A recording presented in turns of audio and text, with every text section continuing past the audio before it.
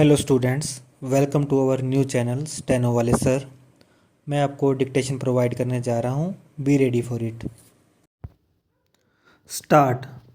Mister speaker sir, while considering the various aspects of the welfare ministry, it is essential to find out the ways and means to implement all those welfare programs that could lead us towards the establishment of a welfare society.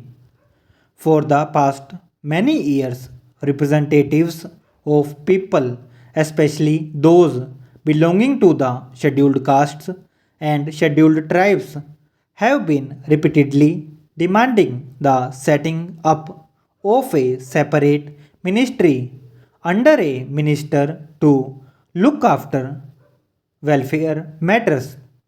The previous government had set up the welfare ministry in September 1985 and thus fulfilled a long standing demand. Earlier, this department was attached either to the ministry or to the education ministry in the name of Department of Social Welfare. Hence, it was not possible to pay due attention to it. Therefore, the then Prime Minister Shri Rajiv Gandhi pondered over this matter seriously and took a historic decision on it, and thus the Ministry of Welfare was created, and this ministry started working independently.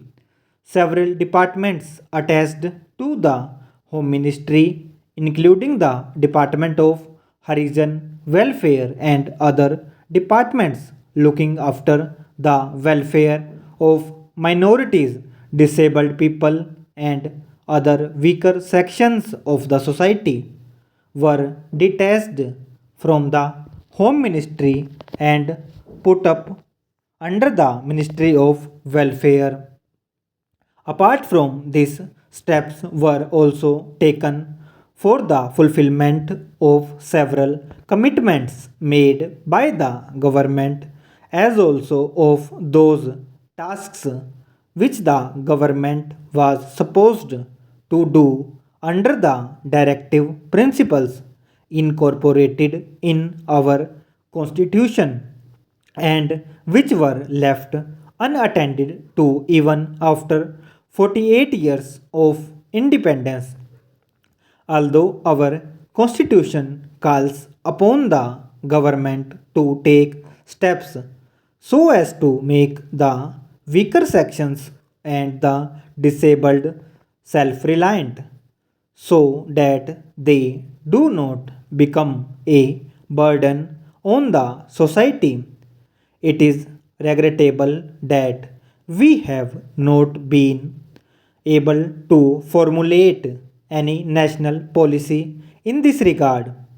A national policy for children was announced, but appropriate steps were not taken in the right direction for the implementation of that policy.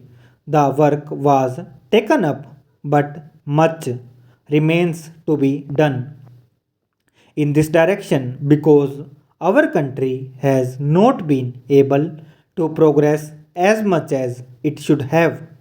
For this purpose, it is necessary to have adequate resources. Today, the situation is that due to non availability of resources, we are not able to allocate as much money as we would have linked for our programs.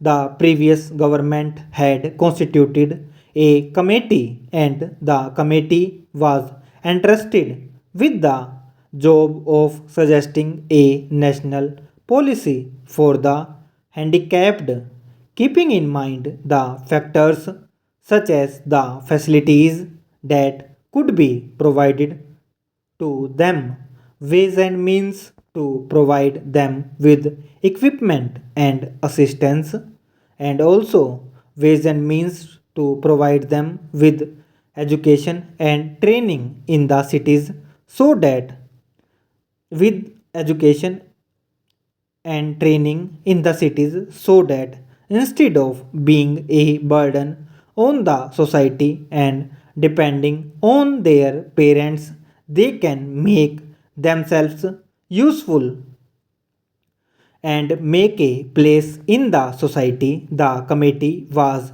to give its recommendations on these issues. I would like the present government to take steps to implement the recommendations made by this committee and also keep in mind those recommendations while formulating the bill relating to the handicapped, because so far we have not been able to formulate the requisite national policy for the handicapped. Many experts have expressed their views after much discussion and deliberations. The government should take steps to implement those recommendations. I believe that this House will unanimously agree that there should definitely be a national policy regarding the handicapped so that they need not depend on others. There are many countries in the world where many special laws have been made for the welfare of the handicapped, and they are provided with many additional facilities. We too can formulate a national policy for the handicapped on the lines of those formulated by other governments. Mr. Chairman, sir, as I said in the beginning, the rate of infant mortality in our country is very high due to many reasons, including poverty, malnutrition, and undernourishment. Similarly, many children are deprived of proper education as they fall victims of bad habits. We have observed that in many families, the parents are illiterate or they are so busy in their work that they are not able to pay proper attention to their children. Some of these parents work as laborers while some others are engaged in similar menial jobs. The previous government had formulated, passed, and implemented the Juvenile Justice Act. I would like the government to make adequate arrangements to see that the act is fully implemented in all the states and that none of its provisions is violated. The children are the future of our country and as such cannot be neglected. Tomorrow they are going to shoulder the responsibility of the nation.